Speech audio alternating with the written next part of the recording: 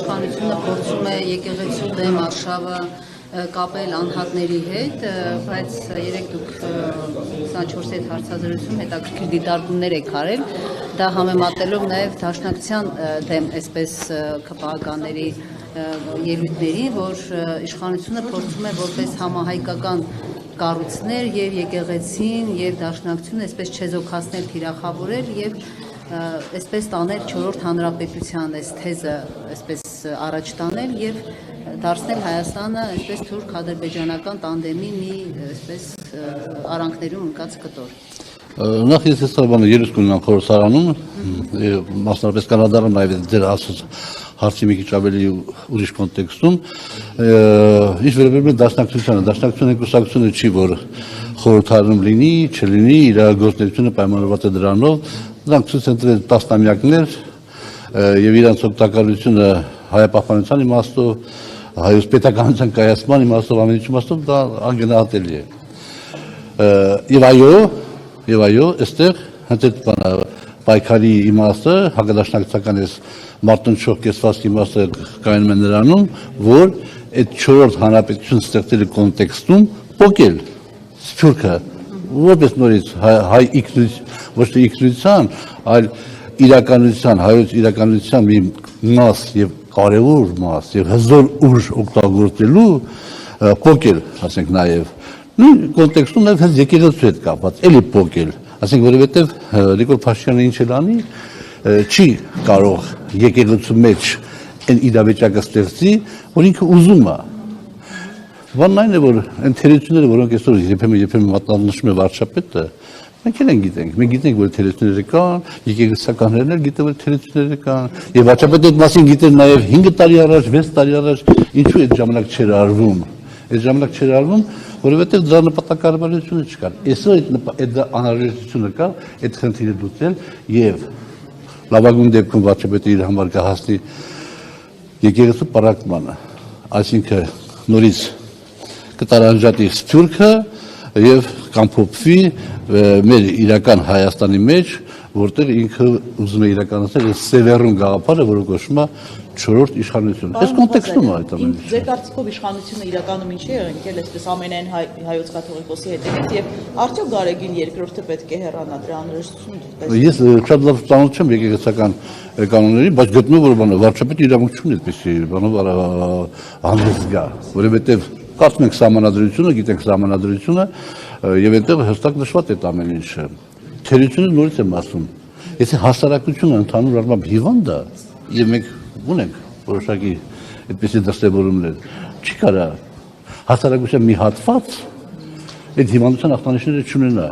Եթե ինքը առողջ մասսայցակախված, այդ հիվանդության ախտանիշները չեն կարող անհամաձայն կամ թույլ են գործում։ Եթե թույլ է մի քիչ, ապա շատ են ազդում։ Հիմա եկեղեցում էլ կա այդ անառողջ հարաբերությունները։ Այն անառողջ հարաբերությունները, որ վարչապետը նշում է այդ, չգիտեմ, այդ սեռական պահերով եւ այլ պահերով եւ այլ, բոլոր տեղերում էլ կա։ Եվ նաեւ աշխարհի բոլոր եկեղեցիներում կա։ Ինչի է այսօր այդ հարցը բարձրացնում։ Այդ հարցը բարձրացնում է 4-րդ հանրապետություն սևեռուն գաղափարը ստեղծելու համար։ Ասենք գիտեք ինչ կա, եթե 26 թվականի ծրագրերում քաղաքացիական պայմանագիրը հաջողություն արձանագրի, ապա ինքը համանդրությունը կարա փոխի։ Այսինքն 4-րդ հանրապետությունում եկեղեցին տեղ չպիտի ունենա։ Պիտի ունենա Հայաստան եկեղեցին։ Հայաստան եկեղեցին, որը պիտի ենթարկվի այսպես կոչված իշխանություններին, այդ իմաստով։ Սփյուռքը գործ չունի։ Թող այդ իր համար սփյուռքություն անի։ Այսինքն, եթե 26 թվականին քաղաքացիական պայմանագիրը հաջողություն արձանագրի, ապա ինքը կարա համանդրությունը փոխի։ Նույնիսկ այն պահանջները, որ այսօր մեզ ներկայացված են մեր հարևան ճշնամական պետությունների կողմից։ Ինքը կարող օրինակը փոխի, ինքը կարող զինանշանը փոխի եւ 3-4 տարի հետո անմիջապես պատմաբանները կասեն, որ սա 4-րդ հանրապետության սկիզբն էր։ Բայց ինքը դες չի անում,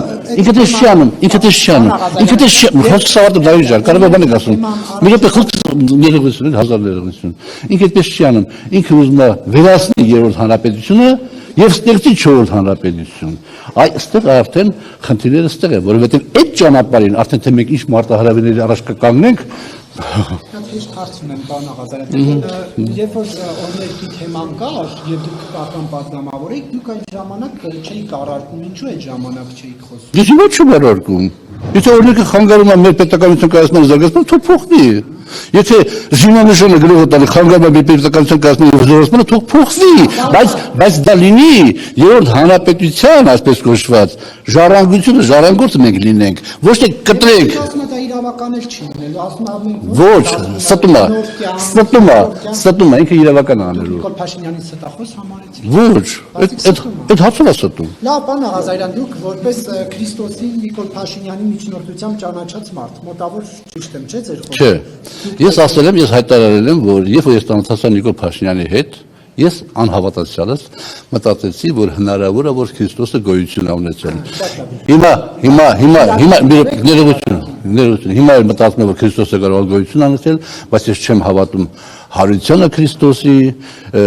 ես ինձ համարում եմ քրիստոնյա եւ համարում եմ, որ ես ցանկացած 100 քրիստոնյա եթե բերեք շարեք իրար կողքի, ես դրանց մեջ կլինեմ 5-ի մեջ, որ ավելի լավ պահպանում են պոստուլատները, հավատարիմ այդ սկզբունքներին եւ այլ։ Հետո հիմա բանա եւ ես աստու գոյությունը չեմ հավատում։ Փաշինյանի հարությանը հավատում եք, ինքը մի քանի անգամ ասեց ես մահացել եմ։ Փաշինյանի հարությանը։ Այո, այդ իմաստով այդ եթե դուք ասեք իհարկե շատ գեղեցիկ ձևով հեգնում եք, հա, բայց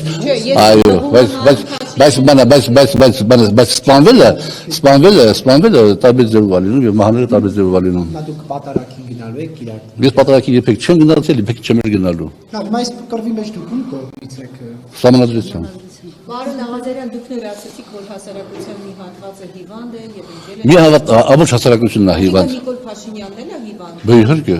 Բայց ասեք, կրոպատը իրավա քիչ ազդում է սինդրոմներ, որտեղ ինքը ուժեղ անձնավորություն է, բայց չի կարա մաս չկազմի այդ ամբողջ։ Պարոն Աղազարյան, նաեւ Համբարձումի կալանավորման հետ որոշման հետ դատականին չկասեք, Բան չեմ կարող,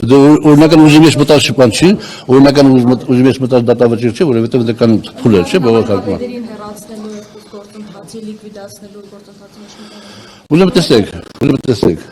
Հայաստանի Հանրապետությունում կարող է լինել արդյոք քաղաքականության հետ քիչ թե շատ կապ ունեցող մարդիկ, որոնք թույլ կտան իրավախախտում եւ հետո այդ իրավախախտումը կոստելու համար ասեն, որ քաղաքական հետապնդում է, կարող են, անկասկած կարող են լինել։ Հայաստանի Հանրապետությունում կարող են լինել մարդիկ, որոնց վրա կարող են գործ սարքվել, որպեսզի իրենց դուրս մղեն քաղաքականությունից ժամանակավորապես կամ ընդհանրապես ճնշել։ Կարող է, իհարկե կարող է։ Եվ դա արվում է, եւ հետեւաբար, ստեղ իրավապահ մարմինների ոլորտն է, ես իրավապահ իմ վստահության գործակիցը իրավապահ մարմինների գործունեության կապված շատ ցածր է, որովհետև եթե վարչապետը հայտարարում է, որ վաստակու դատական խորհրդի նախագահին ինքն է հանել աշխատանքից, ապա ինչի մասն է խոսքը։ Հիմա հիշեցին, հա, ինչու հիմա որոշումը կայացվեց։ Այս ամեն ինչի մեջ տեսնում եք քաղաքական գործընթացների Դավիթ Համբարձումյանի հետ կապված գործընթացը շուտ բանից արվելուն։ սկսել, բայց հիմա որոշումը կայացվեց։ Դե ինչ-որ բան ինչ-որ ժամանակ ավարտվում է, չեմ կարող ես դա գնահատական տալ։ Բայց դուք այդ իրադարձությունների, որ մասնակցում եք, տեսել եք Դավիթ Համբարձումյանի կողմից մարդկանց բռնության ենթարկելու դեպքեր, թե ոչ, պարոն Աղազարյան։